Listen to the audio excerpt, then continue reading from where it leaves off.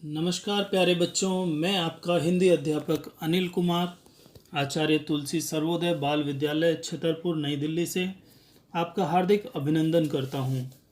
तो आइए आज हम कक्षा 8 के पाठ 4 दीवानों की हस्ती, जो कि एक कविता है, उसको पढ़ेंगे, जिसके लेखक हैं श्री भगवती चरण वर्मा जी।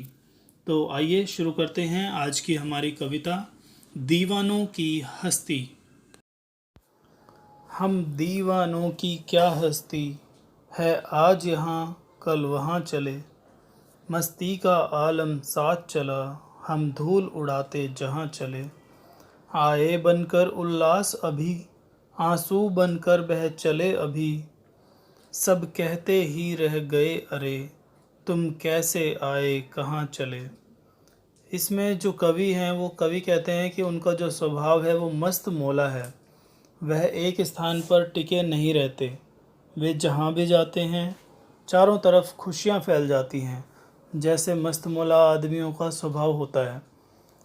यहाँ कवि आगे कहते हैं कि जहाँ धूल उड़ाते हुए वो जाते हैं वहीं चारों तरफ प्रसन्नता का माहौल हो जाता है।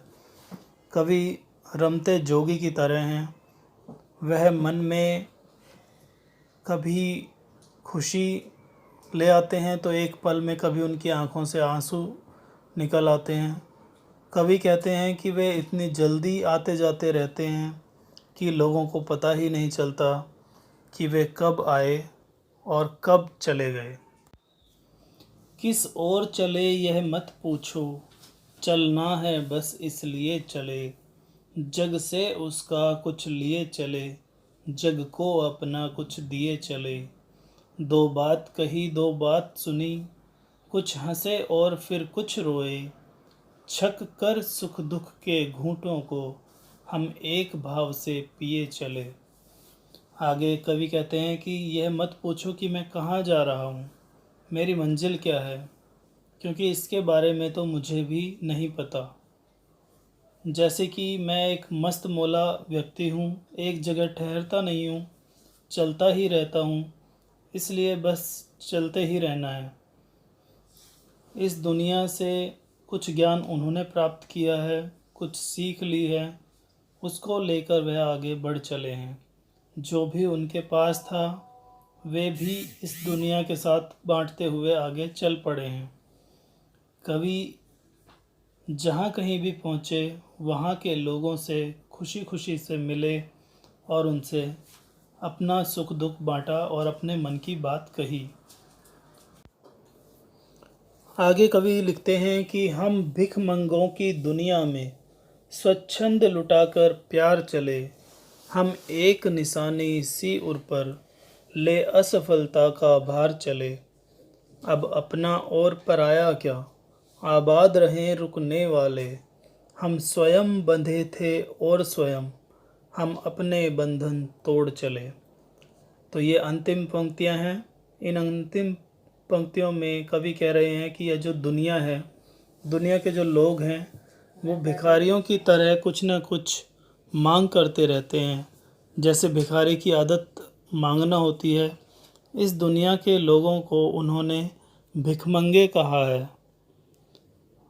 इन भिखमंगों की दुनिया में वह अपनी मर्ज़ी से अपना प्यार लुटाकर चले हैं।